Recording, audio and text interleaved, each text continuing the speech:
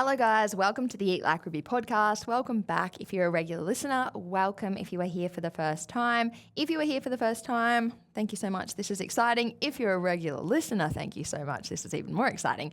But I appreciate all of you, and I'm here today doing a solo episode about training. And we've spoken about training for the last 2 weeks. And for the 3 weeks before that, we really honed in on nutrition chat, especially like fundamental foundation nutrition and getting that sorted as we head into a new year. And then I wanted to roll straight in and do the same thing with training. So we've really gotten into that in the last 2 weeks. And I feel like there's one more episode that's just going to kind of tie all that in together. And then moving forward in the next few weeks, I want to hone in a little bit more on like niche topics of nutrition and training. And you guys know I have so much to say about nutrition and training, but I thought it would be really cool to kind of cover those basics and the fundamentals first. And then that way, when we do go off into niche topics or we like hone in on something specific, we all kind of understand the basics and the fundamentals. So that's really what I wanted to get out of these first few episodes of the year. And like I said, I feel like there's one more training episode that's just going to summarize all of that nicely. And I've said this in the last few weeks, but if you are new here, I would definitely go back. I mean, people go back and listen to the whole podcast for the last 3 years, which is unreal. I love that. And so many people reach out to me and say like, oh my God, I just found the podcast and now I'm binging it. And that's awesome. I absolutely love that. If you are in that position, that's really cool. But if you are sort of stumbling across the pod for the first time, I would advise starting at episode 106 and working through them up until this episode, and then go back and listen to the ones for the last few years. Any episode, you're going to learn something. Like, I love to talk about nutrition and training. But as we came into 2025, I wanted to really set up that structure like I just spoke about, where we go over the basics and then we kind of extend on and give further info from there. So if you're someone who's just stumbling across the pod now and getting started with all this stuff, that would be such a wicked place to start. And I feel like it would be the quickest, most efficient way to cover the basics. I think when you go back and listen to all the episodes, you pick up little random things in every episode, which is really cool. But doing that for 2 years worth of eps, you're kind of going to have to like piece things together as you go, which I think if you started at 106, get that base education, and then you can go back and listen to other ones whenever you feel like it, and also know that we're going to keep bringing more in the coming weeks. And I think you are just going to be set to kill it with nutrition and training in 2025. Guys, I've said it every week and I'm going to keep saying it every week because our podcast downloads are going up so much. They are unreal. We are getting more downloads than we've ever had before. We're getting unreal downloads on the day that the podcast drops, which is just so cool. Like, I'm so stoked to think how many people are waiting for the pod to drop and downloading it straight away. That's awesome. Please share it on your Instagram stories and rate it or review it on Apple or Spotify. It means so much. Like, I just want to keep delivering more and more and more podcasts. And the best way we're going to be able to do that is if the podcast keeps growing. And the way it's going to grow is if we can get it out to more people. And the way we get it out to more people is by sharing it on your stories, tagging Eat Like Ruby, and giving it that rating and the review on Apple or Spotify. So please do so. Go back to episode 106 and listen from there if you're a beginner. Binge the whole podcast after that if you just want to keep learning, and then strap in today because we're going to wrap up this training combo. And then for our regular girls who have listened to every episode probably twice, strap in right now. We're going to wrap up this training combo, and I think this is going to be a really cool ep. So I kind of mentioned this last week, but what I want to speak about today is what I consider the perfect way to tackle a training program. And I'm hesitant to use the word perfect because you guys know my number one saying is there's no right or wrong. There's no perfect way to do things. Obviously, if we're injured or we're a beginner or we have something else happening, like this might not be the most perfect way to tackle training. But as a whole, when I look at my Eat Like Ruby gals, my gym gal squad, they, like I mentioned last week, it's super common for us to have their body composition goals of wanting to maybe achieve a bit of fat loss and or build certain parts of the body like shoulders, glutes, quads, etc. And then have some performance goals alongside that. Like, I want to hit a hip thrust PB, a deadlift PB, a squat PB. I want to get better at pull-ups, push-ups, etc. That is my absolute jam. When I look at my own training, that's very much what it's focused on. I'm not a big fan of running, not a big fan of group fitness, boxing, hybrid, all of that. And if people have found their thing with that, absolutely go off. I think it's so important to find the thing that you enjoy and you want to do regularly. For me and for my gym gals in Eat Like Ruby, that is very much like structured progressive resistance training. And then usually the goals are based around body comp and performance, like I just said. So what I want to speak about today is the quote perfect structure or the perfect way to tackle your training program when those are the goals. And 2 weeks ago, we spoke about the real kind of base level of knowledge that we need to have around training. So really just understanding calories in versus calories out and just kind of knowing like the point and the purpose of training. We covered that 2 weeks ago. Last week, we spoke about progressive overload, which is getting a little bit more, not advanced, but just kind of niching in on the point and purpose of the way we train when we have goals similar to like what I just said. And I think it's really important to listen to those 2 episodes before this one because I'm just going to flow on from there and some of this stuff might not make sense if you haven't listened to those. But if you tie those 3 in together, it's going to be unreal. It's going to make so much sense for you. So last Wednesday and the Wednesday before, listen to those, bring it to this one, and we're just going to pick up where we left off with that. So when we're looking at the sort of perfect way to tackle a training program, the first thing I want to say here is there's no one way or no perfect amount of weeks that a program has to be. And I think that's so important to speak to because we see people literally do 4-week programs, 6 weeks, 8 weeks, 10 weeks, 12. I know people that do up to like 16 and 20-week programs. There's no one answer or no one perfect amount of time that a training block has to go for. So it's just really important to understand that. And there's a few factors that might help you sort of make your decision, but it's not even something you really have to decide on. You just want to make sure that you have a progressive program in place. I'm going to speak about that today, and we spoke about it a little bit last week. And regardless of how long the actual training block goes for, is pretty irrelevant, honestly. So in Eat Like Ruby, we usually do anywhere from like 6 to 12 weeks and on average 10. I really like 10, and we're going to kind of speak to the 10-week training block today, but just know that what I'm talking about can be applied to 6, 12, 20, whatever you're personally doing. So I've got a couple of notes for today's podcast, but this has mostly just been living in my head for a really long time. And it was sort of like when I recorded last week's episode, I was like, oh, we need to touch on this, this, and this as well. So I've got a couple of dot points, but I'm really just kind of spitballing here and I might kind of go back and forth, but it'll all tie in together, I promise you. One thing that I think is a really cool thing to cover and a good place to start is last week I mentioned that we don't always want to aim for an RPE 10. And if we don't know what RPE means, go back and listen to last week, but it means rate of perceived exertion. If we think about RPE 10, that's like 10 out of 10. I am lifting the heaviest weight I possibly can. I am pushing 10 out of 10 effort, etc. I said last week that we don't always want to push for 10 out of 10. And I think that's an important thing to understand because I think for a lot of people, especially if we have a bit of a history of the mindset of like, I need to go as hard as I can, as much as I can, as often as I can, we can think like, well, why would I not want to push 10 out of 10 all the time? There's a few reasons for this and we kind of touched on them last week, but I really want to hone in on it now. If we look at a 10-week training block, let's say we go into, I'm just going to work with like a 4-day split of 2 upper, 2 lower, but just know that everything that I talk about can be applied to whatever training split you're personally doing. And like I said, however long that training block goes for. But let's look at a 10-week program with 2 upper, 2 lower. Let's think about heading into the gym literally day one and you open your app, you're like, I've never seen this program. I'm not too sure what I'm doing today. And you might be a complete beginner or you might be quite advanced, but you might not have done some of these particular exercises before. You might not have done them for a while. Whatever position we fall in, we want to treat week one like our sort of getting started, finding my groove, finding my weights week. And if we are a beginner or we've come back to training after a long time or we're doing a program with a lot of brand new stuff, we are absolutely going to have to do a little bit of trial and error with finding the actual weights. And you might even have to do trial and error with finding the equipment. If you think about someone who's a beginner or hasn't been to gym for ages, you open your app and it's like leg press. You're looking around like, where the F is the leg press? Intercepted my own F-bomb there because we know we've got the Eat Like Ruby swear jar happening this year. Proud of me. But if we think about someone who doesn't even really know where all of these things are in their gym, there's sort of a level there of like maybe a bit of nervousness and just kind of awkwardness. And I just want to say on that note, guys, it can feel so awkward and you can feel like, oh my God, everyone's looking at me because I don't know where the leg press is.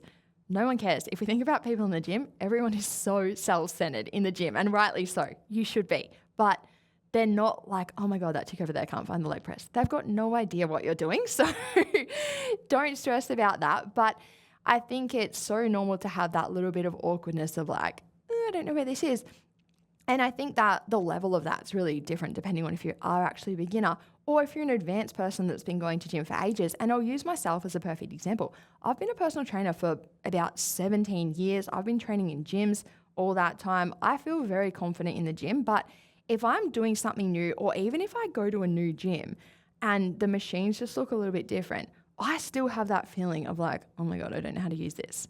And that's just so normal. So if we think about someone being a little bit in that energy, it makes sense that you're also not in the energy of like, I'm just this fired up badass that's going to lift the heaviest weights. And we physically don't want to do that in week one. And I'm going to speak to that in a second. But also, if we do have these other emotions happening, we kind of want to work with that and just be like, okay, this is week one. It's find my groove, find the machines, find what weights work for me. And then obviously if we think, I'll jump ahead for a sec, but if we think about walking into week 4 and 5 of that same program, you're no longer in the energy of like, where's the leg press? Where are the dumbbells? What bench do I use? How do I adjust the bench? How the F do I move this cable machine? Like there's so many little things that we sort of have to work out in those first few weeks. But when we have been consistently for a month, that's gone away. So I'll come back to that in a sec, but just know that that's really normal. But then like I said, we also don't want to push 10 out of 10 weights physically for a few reasons. One of the first reasons kind of ties in with what we spoke about last week, where we want to have phases where we look at things like technique, range, and tempo. And then we want to have phases where we look at like, how heavy can I go? Can I push the extra reps, etc. And we even want to tackle different exercises differently in that sense as well. And I'll probably speak to that soon. But if we think about everything we mentioned last week and everything I just dropped there with technique, range, tempo, time under tension, reps, sets, weights, total training volume, there's so many things that are going to contribute to our training program and so many ways we can progress with a training program. And if we bring it to the 10-week structure for a minute, I'm going to kind of jump back and look at this from a bird's eye view and then we can keep niching in on the weeks. But let's say we use that first week as a real trial and error week. Find the machines, find out how to worksheet in the gym if I haven't been for a while. And even if I am advanced, wherever I'm at with that, find my actual sort of starting weights for these exercises. Usually we advise for most things to be around an RPE 7 in week 1. You might have some 6s, you might have some 8s, but overall we're looking at that 7. The reason for that is if we think about saying find RPE 10 in week 1, if you are a beginner and or you're new to the exercise or you haven't done the exercise for a while, you don't want to jump on something, put on as much weight as you think you can. Go for one rep and go, oh my God, that's way too heavy. Like I'm cooked, maybe I'm now injured, or like I'm just mentally and emotionally kind of shook by that. We sort of want to ease in physically, mentally, and emotionally. And if we think about using week 1 to do that, then when we go into week 2, side note, if you train in Eat Like Ruby, we use the training app. You can open that app, like open your workout, hit start now, and it will tell you all of the weights, reps, and sets you did last week, which is unreal because if you think about using week 1 to find all those things, when you go into week 2, you hit start now, it'll say to you, let's say you're on a leg press, for example, last week you did 3 sets of 10 at 40 kilos. That's awesome because now you can jump on with the 40. It might have taken you in week 1, you might have put on 20 and then realize, okay, that's really easy. You've gone to 30, still a bit easy, get to 40 and think, oh yeah, cool, that feels like a sweet spot. That feels like that 7 out of 10 to me. Perfect. When I go into week 2, I know I'll start with the 40 and now I've done my 3 sets at the 40.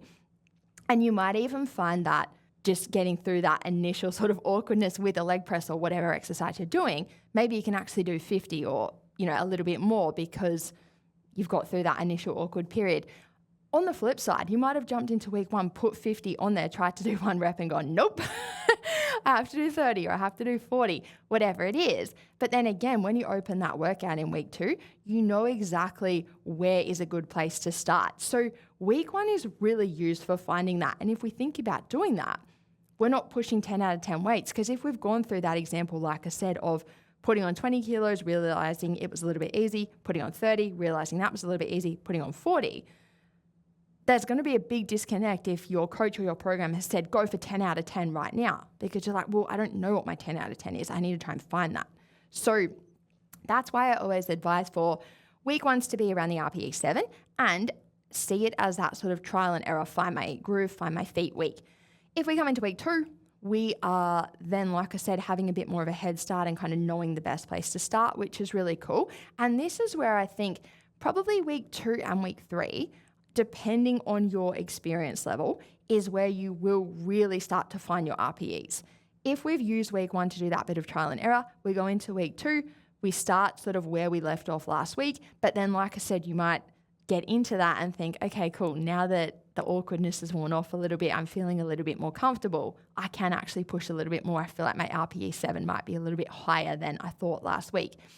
So if we think about doing that in week 2, by week 3, we should be pretty solid. And that's awesome. That's perfect. And I just want to make it so clear that if you're training in Eat Like Ruby or you're training anywhere and you feel like your first 1 to 3 weeks have looked like that, that is literally the point. And if you're an experienced girl who's been training with us for years or training anywhere for years, you might feel like that process is a little bit quicker. Maybe it only takes you 1 to 2 weeks. That's perfect as well. But wherever you sort of fall with it taking 1 to 3 weeks, just know that that is really the point of those first few weeks. If we then start looking at heading into weeks 4 or 5, if you've done training in Eat Like Ruby, you'll know this is where we start to see a little bit of an increase in reps and or RPE. So if we keep running with that leg press example, maybe you have done that first week of really building it up and trying to find your groove. In week 2, you're like, okay, cool, I can start a bit heavier, I know where I'm at. As you come into weeks 2 or 3, you might start to feel a bit more comfortable and realize like, okay, cool, I could probably even push it a little bit more. And then like I said before, you'll really start to know where your RPE 7 is, you'll know how many reps you're sort of getting at that weight. And then if you come into week 4 or 5 and you start to see, okay, now we're gonna push for an RPE 8, that's really cool because you've kind of laid that foundation of A, finding the machine, B, working out how to use it, C, working out your weights on it, D, going through that maybe nervousness, awkward, uncomfortable period of like, am I doing this right? Am I going low enough? Like all of these sort of awkward things are going through our head. If we get through that and then we go, okay, cool, now I'm feeling pretty solid doing my reps and sets at this RPE 7. Now it's prescribed for me to go to an RPE 8. That's perfect because I'm feeling quite confident and comfortable doing so. If we think about doing that to someone too early, I'm going to talk about physical in a second, but I want to talk about mental and emotional first. If we think about someone who is a little bit nervous and apprehensive, and then every week it's just like go harder, go harder, go harder, go harder, that can be a little bit daunting, a little bit overwhelming. So we want to work with that. But then physically, if we think about those first 3 weeks, and like I said, guys, I am going to jump all over the place here, so stay with me. But if we think about going through those first, say 1 to 3, maybe 4 weeks, where everything is prescribed as an RPE 7, I feel like that process I just explained would be quite a beginner and or someone returning to gym. That would be the process they would go through. If you're someone who's regularly training and you're stepping into a new 10-week program, but you've been killing it with 10-week programs for the last year, we still want to work in that RPE 7 and build up to the 8s and 9s, etc. eventually, because that window of, say, 3-ish weeks with a slightly lower RPE is the perfect time to refine technique and range. I cannot stress enough how beneficial this is. If we think about pushing 10 out of 10 max heavy weights every single week, mentally there's a lot of shit that can come up there, and we'll talk about that soon, but physically, what tends to happen is we are just doing whatever we have to do to move the weight. And this isn't always a bad thing. And this is almost the point and the reason I wanted to do this episode. It absolutely can serve us to have times where our ego kicks in a little bit too much. We maybe get a little bit sloppy with technique and range. Side note, we never want to get so sloppy with technique that we risk injury and things like that. But I think most gym girls can probably relate to what I'm saying. If you look at those really sort of heavy, hard weeks of your training program, you probably watch back and go, oh, the last 2 reps probably weren't great, right? But the focus in those weeks, the focus in your mind was like, I want to hit a PB, I want to get a heavier weight, etc. If we bring it back to a 10-week training program, we don't want to be in that mindset, that mentality, and that energy all the time. If we look at using those first few weeks to scale that weight back a little bit, refine the technique, refine the range. If we think about something like a leg press or a squat, usually the heavier we go, we start to lose a little bit of the range, and therefore we start to lose a little bit of the technique. And like I said before, we never want to do this to the extreme that we're risking injury or it's really detrimental to our health or our training or anything. And it's probably not even that obvious to someone else in the gym. But I reckon if you look at your squat or your leg press when you're pushing an RPE 7 versus when you're pushing an RPE 10, you're probably going that little bit deeper. Your tempo is probably a little bit more controlled. All of those things when you're in that lighter weight. When we come up to that heavy weight, like I said, a lot of that can kind of go to the side. The ego can kick in a little bit, and just the mentality of I've just got to lift this damn weight. Side note, guys, I just said damn instead of F. I am really doing well with this. But that's usually sort of where our energy is when we're in those heavy, hard weeks. And sometimes you don't even realize that things like technique or range or anything have dropped off a little bit, and then maybe you watch, if you film your sets, which you absolutely should be, if you film those and you watch it back, it's so common to be like, oh my God, I felt like I was going so low, and I'm definitely not.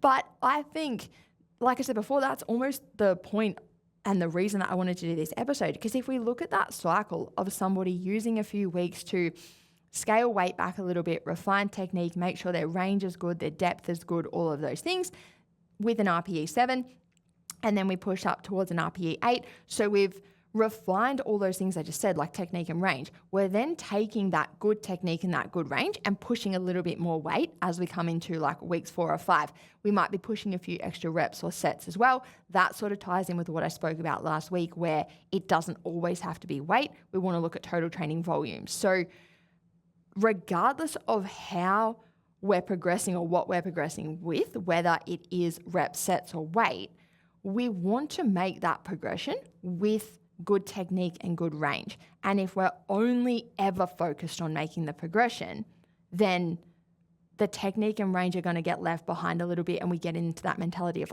I need to do more, I need to do heavier, etc., etc. But when was the last time I looked at my technique and range? So doing more, doing heavier, pushing all of that extra stuff, I'm pushing it, but with a shitty squat, with shitty range, with shitty depth. So that's why I think it's so important to go through this cycle of looking at different things at different times. Coming back to my 10 weeks, refine the technique, range, all of those things in those first few weeks. Coming to weeks 4 or 5, keep that good technique and range, but now we've pushed those few extra reps or RPE. So we're starting to get that progressive overload. We're starting to get that challenge come back in. Again, we then push it up. If we think about weeks 6 and 7, we're pushing a little bit more. We probably see that RPE 9 come in. If we think about pushing a weight that you would describe as a 9 out of 10 for those reps and sets, let's say that leg press example is maybe 3 sets of 8 reps.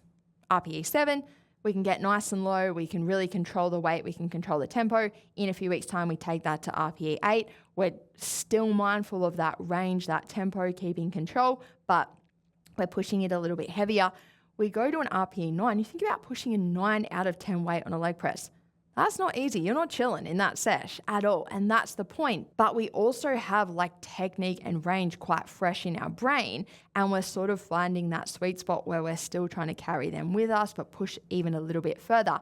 And if we think about a training program where those last few weeks are really heavy, the highest reps, the highest sets, the highest RPE, biggest training volume, usually sort of the last 3-ish weeks of a program, especially if we're looking at 10 weeks, this is where we might push for a weight we haven't done before, or pushing multiple sets at a weight that we maybe used to do for one set. Like we mentioned last week, there's so many ways that we can progress with these things. But like I also just said, when we get into that energy of okay, these are my big dog weeks, I'm getting after it, I'm pushing PBs, I'm going to hit things I haven't hit before, usually that's quite ego driven. And I speak about ego a lot with nutrition and training, and often it can be quite a bad thing, and it can sort of get in the way of things. But in this instance, like I said before, this isn't always bad. If you're quite fired up and pumped and you're like, I'm a badass and I'm going to hit some PBs today, that can absolutely serve us at times. And so if we think about having gone through that whole trajectory and that whole structure that I just said, getting to those last few weeks and being quite pumped to really get after it, that's really cool. And if we think about hitting new weights, new reps, new sets, anything that we haven't done before, bring that back to last week's episode where we spoke about the fact that progressive overload is the thing we need in place to keep building a physique and keep hitting PBs, etc. That's perfect because you're really hitting it there. If we think about that 10-week cycle and rotating through that 10-week cycle, and like I said before, for you it might be a 6-week cycle, a 12-week cycle, whatever, you would just kind of spread out everything I just said a little bit more evenly through your cycle, or you would join Eat Like Ruby and you'd do a 10-week cycle. But if we go through a repetitive, consistent cycle of like easing into a program, refining technique and range, finding my weights, starting to up those weights, starting to push a few more reps and sets at those weights, starting to push a new weight, starting to push a few more reps and sets at those weights, coming into those final weeks in that real peak energy of where can I push anything that little bit further? I've hit some PBs, I've hit some things I haven't done before, therefore I've got progressive overload in place. I'm going to start a new training program, I'm going to scale all that back a little bit, double check that technique, range, all those things. Then I'm going to start increasing weights again, increasing reps and sets again. I'm going to try and maintain that technique and range. I'm going to keep ramping things up a little bit. I'm going to come into those final weeks and bring that big dog energy, hit some lifts, hit some reps, hit some weights I haven't hit before. I'm going to go into another 10-week program, scale them back a bit, check the technique, the range, work on those things. If you think about a person doing that over, let's look at it over a year. Let's say you did 5 10-week training blocks over a year. If you've rotated through that, yet every time, and this is a really cool point to make, I feel like I've mentioned this a while ago on the pod, but it's worth mentioning now. Let's say you did it with the exact same training program over and over for 10 weeks, which I'll come back to if I have time. But if we think about doing that for 10 weeks over and over and over, RPE means rate of perceived exertion, which is subjective, right? It's what you would deem as a 7 out of 10 for that specific exercise and the reps and sets prescription, right? If you think about going through the same training program over and over and over, and you come into week 1 every time and it's like, again, with our example, leg press, RPE 7, what you would have personally described as a 7 in the first training block of the year, that weight probably now feels like a 5 or 6, right? So I'll try and get a better example of that. Let's say you work out in the first training block of the year, 3 sets of 8 reps on the leg press, RPE 7. To me personally, I would describe 50 kilos as a 7 out of 10, right? Let's say you then progress through that 10-week cycle that I've just hammered into everybody. Then you come into a second training block. And like I said, we're going to assume that we're running with the exact same training program. So then you walk in and it goes 3 sets of 8 leg press, RPE 7. A lot of people might look at that and go, well, I did that 10 weeks ago. So that is, quote, standing still or going backwards. Absolutely not. Absolutely not. You're not going back to the exact thing you did 10 weeks ago, because that's the point I'm trying to make here. What is now an RPE 7 might be 60 kilos. It might be 70. Like, there's no exact progression that has to be, but that's why we prescribe an RPE and not in weights, because the RPE is, like I said, it's subjective, and that should change over time as your body gets more conditioned and adapts to training. Think back to last week's episode, we spoke about progressive overload, conditioning, and adaptation being literally the point of training. The whole point of rotating through a 10-week cycle, like I just spoke about, is that when I come back to week 1 and I see RPE 7 on the leg press again, I now deem RPE 7 to be 60 or 70 kilos, whereas 10 weeks ago I deemed it to be 50, because I've progressed through a program, I've conditioned my body to those movements, those weights, etc. My body's gone through the adaptation progress. It now doesn't find 50 kilos anywhere near as hard as it did 10 weeks ago. So now I'm going into an RPE 7 leg press with 60 or 70 kilos instead of 50. And then if you work through that same 10-week cycle that we've just spoken about again, in that first training block, your RPE 8 might have been 70 kilos, but now your RPE 7 is 70 kilos. So when we move to RPE 8 in this second training block, you're pushing 80 or 90 kilos. And then again, if we keep looking at that 10-week cycle, as you come into those big dog weeks towards the end of the program where we're pushing big volume, you're pushing more volume than you were when you hit that same point of the training block 10 weeks ago. That is awesome. That is so cool. That is the point of training. So what I was really getting at there is, if you come into week 1 of a program and you see things scaled back with reps, sets, weight, RPE, volume, all of these things, don't see that as a regression or a backward step. See it as, this is the time in my program where I look at technique and range, and just know that technique and range are absolutely going to contribute to your training progress and even contribute to your training volume. Not technically, like when we describe volume, we look at reps times sets times weight. But like I said last week, If training volume is matched, but technique and range are improved, then we're going to spend more time lifting weights and we're going to lift them better. So we're going to get more benefit from that program. And then if training volume is increased and technique and range are matched, then again, we're going to get progression in that way. So don't look at training as like the only way I can progress is through increase in reps, sets, and weight. If we look at a 10-week program, I'd say like from week 4 to 5 on, that's our focus. So then if we look at those initial weeks, like I keep saying, if we can improve or at least refine and get the technique and range back to being really good, if we kind of lost it towards the end of a 10-week block, we get it back, we get it good, we're good to go. When we come up to progressing with those weight sets and reps from that week 4 and 5 mark onwards in this block, we're doing it with good technique, we're doing it with good range. And then if we think about what I was saying before this little rant, if we're then working in RPEs and what we're personally finding our RPEs to be is now higher than they were last time, that's such a wicked progressive structured training. And if you don't understand that, listen to this episode a few times because it might kind of take a little bit to get your head around that cycle. But really, if we summarize that, let's say we go into a 10-week block, we will have predominantly lowish reps and sets and a moderate RPE in those first few weeks. This is our time to get familiar with the program, get familiar with the movements, find our weights, and nail our technique and our range with those movements and those exercises.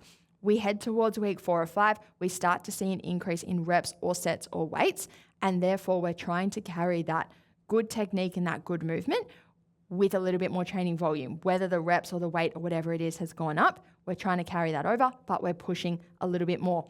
As we come into the back half of that program and those final weeks, again, we're trying to carry that range and that technique and everything we worked on earlier into a few weeks of increasing training volume, pushing lifts, pushing weights, pushing things we might not have done before.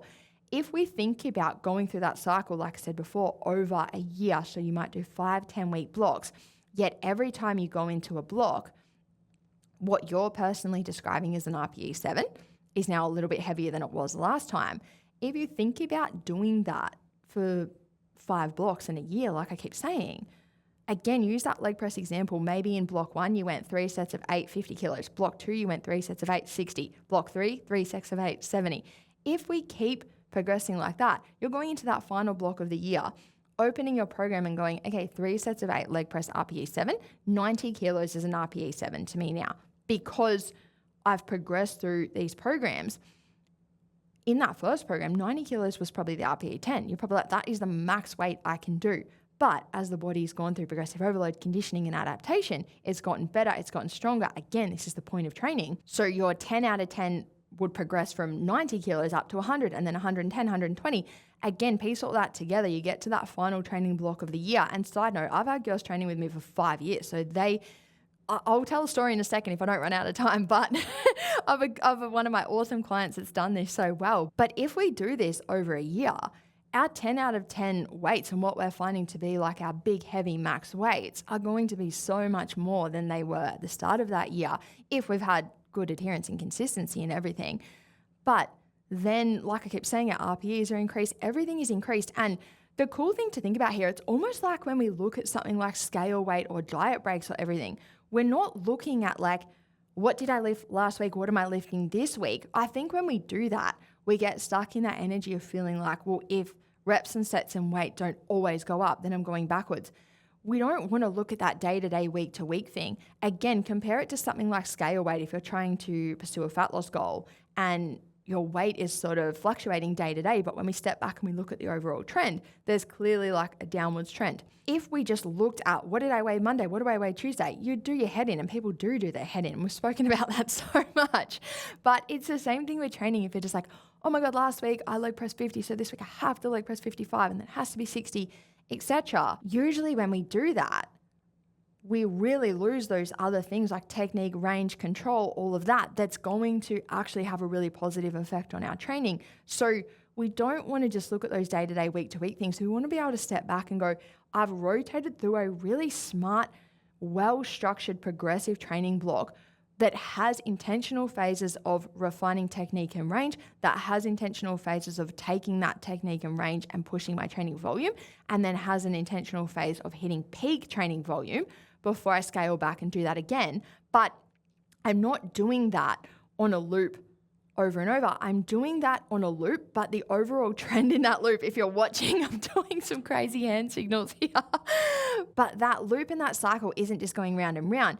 You're rotating through that same structure, but every time you go through the structure, you're progressing it more. So there's going to be peaks and troughs with weight, because in 1 week of a program, we're pushing an RPE 7. A few weeks later, we might be pushing an RPE 10. Then we come back to pushing an RPE 7. So we are going to have peaks and troughs with our weights. But again, when we step back and look over the course of a year, those peaks and troughs have an overall trend, because if our RPE 7 is increasing each block, then the overall trend in our weights is increasing each block as well, which is exactly what we want. And one last little thing I want to touch on here, we kind of mentioned it last week, you kind of mentioned it this week, and it is the term time under tension.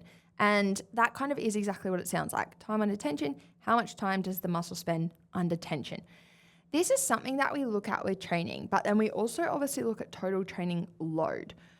If we think about training load being how much weight we're lifting and like our total training volume, reps times sets times weight, how much weight we're lifting is one of the, or I would say the main thing that we want to focus on over time. So the reason I'm bringing this up is because if we think about the term time under tension, right? How much time does the muscle spend under tension? If somebody was doing something like body weight squats, right? You could spend a lot of time under tension and you might get a little bit of a burn in your legs if you were just like squat, squat, squat, squat, squat, and you went up to like 100, right? But if we really look at what studies show us is the most beneficial way to train and what the body needs to hit like that muscle breakdown like we've spoken about in the last few weeks and go through the adaptation process and everything we've been speaking about, it is being pushed enough with load.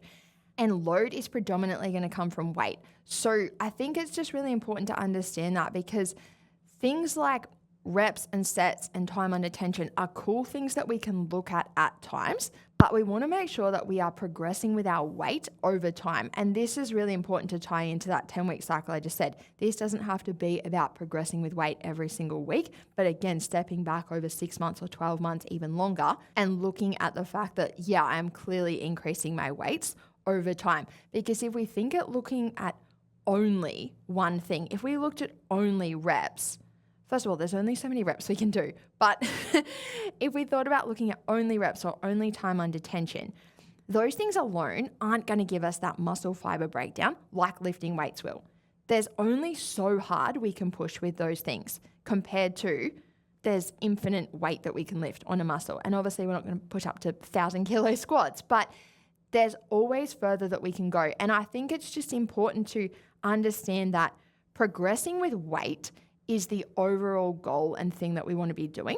But how we progress with that weight should be looked at from stepping back and rotating and working through a cycle, like I just said, where we prioritize that at times, but we also give it that temporary scale back at times to look at other things. And again, step back over a long period of time and see that I'm spending time working on everything, but my overall weight and the overall weight that I'm lifting, that's what I'm talking about, not body weight, the overall weight that I'm lifting is progressing as time goes on. And there's a clear trend in the increase in that. That is really what we want to look at. I might speak about that a little bit more in my chatty episodes in the next few weeks, because I think there's some cool shit to look at there, especially if you're someone who maybe trains at home with one skipping rope and a 4 kilo set of dumbbells. You might have some things to look at there if you've got big dog goals. But the last thing I will wrap up with is a little story that I said I would come back to. I'm going to shout out one of my clients, Nita. Nita was actually on the pod, and I feel like she maybe even told this story when she was on the pod. But when she started training with me, which I think it's been literally about 3.5 years now, she was hip thrusting those little like squiggly bars you get in the gym. I think they call them easy bars. And I think they only go up to maybe like 30-ish kilos. And I just remember she was so nervous to kind of move up to like a big dog barbell and really like load the plates on and get after it with a big barbell lift. And it's just so funny to think about now because I don't know, I couldn't tell you exactly what she's lifting right now, but she's hip thrusting and glute bridging now into the triple figures. Like she's up around that 100 kilo plus. So many of my girls I see up around that 120, 130. We've got girls in Elite Acroby that are hip thrusting 180 into the 200s. Shout out Mel. Mel will know exactly who she is. She's hip thrusting well into the 200s and it's unreal. And it's just funny when I think about Nita starting out and being so nervous to go to a barbell and starting with those 30 kilo bars. And Nita has literally been training with me consistently for 3 years. She's not trained with me in the last 3 years. And she would have rotated through so many of these cycles where she's scaled that back at times, worked on the technique, pushed heavy weights, refined it, scaled it back, pushed it again. And this is the most perfect example of stepping back and going, well, 3 years ago, you were doing 30 kilos. Now you're doing well over 100. You've absolutely had times during those years and had months where you've scaled things back to look at the range and the technique and everything I've just spent an hour talking about. But overall, when we step back and look over 3 years, you've insanely increased the weight that you're lifting, which is just unreal.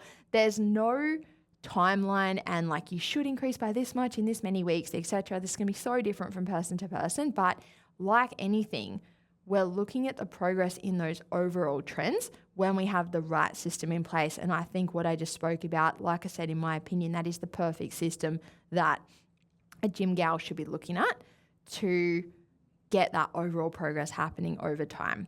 I think that is the perfect place to wrap up, and we'll probably have a few more training combos coming in the next few weeks. Lots more nutrition chat. We are coming into our strong girl era, which is where I like to convince as many people as possible to get out of the deficit if it suits your health to do so, and really think about prioritizing good cals, good training, heavy lifts, progressive program, get after it. I think winter and coming into those times is such a wicked time to eat a bit more, focus on training and really build the physique, build good shape, set big PBs. And then if you come out the other side in summer, you might just want to keep that going. You might want to do like a little bit of a mini fat loss phase to reveal some of that. Possibilities are endless. We can talk about that then, but I think we are heading into that perfect time for serious gym gals to start really looking at a phase of ditching the fat loss focus, pissing the scales off, and getting after it in the gym to build a wicked rig, build some wicked shape,